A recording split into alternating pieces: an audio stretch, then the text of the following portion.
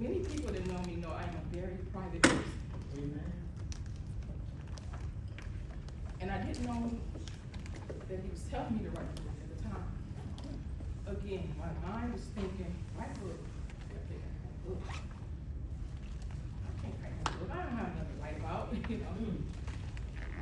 And then the confirmation started coming. The first confirmation was several came from my best friend, Desi. And I want to thank Desi and Miss Renita for putting this together for me. She said to me, girl, all the stuff you've been through in your life, you could write a Lifetime movie. And trust me, I've been through some stuff. And then a few times she jokingly said, well, write a book. And I laughed at her. And then not too long after that, a coworker, we was talking about COVID when I worked in the hospital. I was in the hospital for 15 years at McLaren, and I worked beside Miss Etna and Annette back there.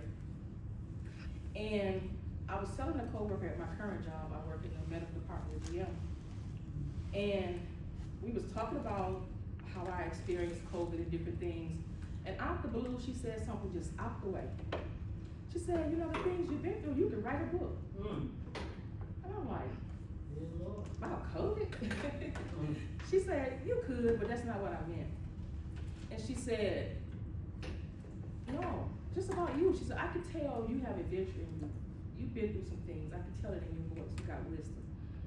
And I looked at her and she said, write that book. So I ignored that. That was the second time. The third time, I am in a women's Christian group, and the leader of this group is a prophetess, and she's also an author of 11 books.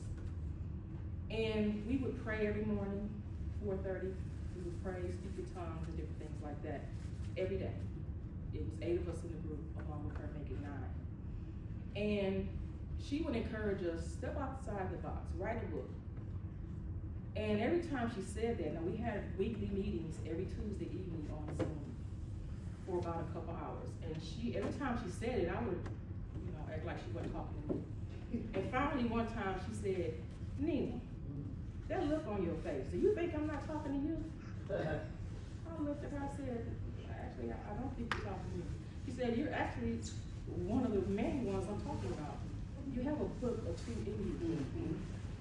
And I'm like, yeah, okay. So again, I ignored it. Different time at work, different lady, different event. We were talking about something totally off the radar, and she says, I don't know why I want to say this, but I feel like I need to say this. You got a book in you need to get to writing. So I said, okay, Lord. I guess I don't need any more confirmations, but I didn't know what I was going to write. So I ignored it again for months. And then in January, on the Wednesday, for 3 days, my mind just kept thoughts. Write the book, write the book. I was like, what am I gonna write? I don't know what to write.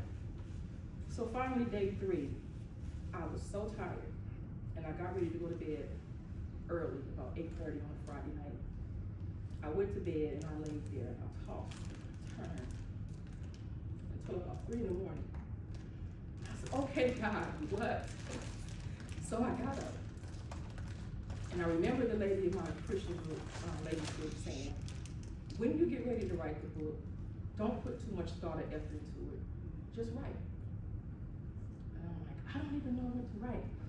So I got up, I went to get a paper and pen. Nothing came.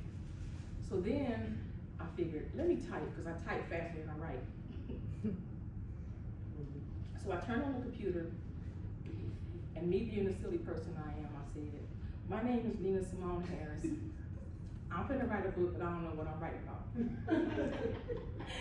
So then I sat there and laughing at myself, and all of a sudden, all these thoughts started flooding me. I don't even know when I started typing. I just know hours later I had a book. And I heard, it's others going through what you're going through. and I can't remember the verse, but it says something about you overcome by the testimony, by your testimony. And others need to hear what I deal with, because I've learned since I wrote the book, there are several people in my situation. And not so much that I've come through my situation, I'm out of it. We have a long way to go.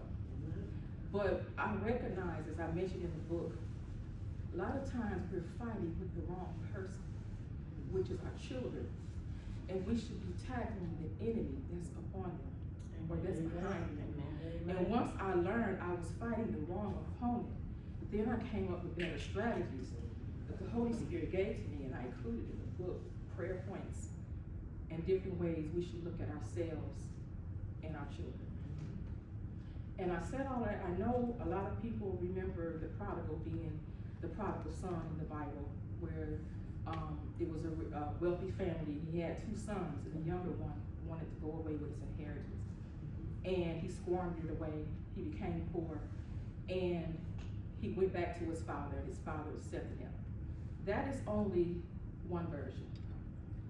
I did include in the first chapter definitions from Google, and then also I dug deeper into the Bible and the Blue Letter Bible, and found other definitions for the prodigal, meaning sinner, turning away from God, reckless behavior. It's many other definitions in there, but to give you a better understanding of a prodigal. And I did get some feedback from a few people, and one person said to me, the book is about your son, but you didn't include much in there, but you just said some things about yourself. And I just want to make note that it is about my son, and I included just enough to let you know we were going through something and we were dealing with some things. But my intent was not to throw him under the bus. My intent was not to give out all my business. So I gave enough to let you know we dealt with some things. Are we completely through it? No. Are we in a better position in relationship with each other? Yes. And it is because of God, it is because of the strategies that He imparted to me that I tried to put into the book. It is a short read, and if He blessed me to do another one, I promise to do a longer one. And also the part about me. I included some parts about me because I felt like you needed to know a little bit about me to see some of the things that you were seeing in my son. So I hope everyone enjoy the book. If you have read it, or when you do read it, give me some feedback. I appreciate it. And I love you all. I thank you for all your support. And I bless you.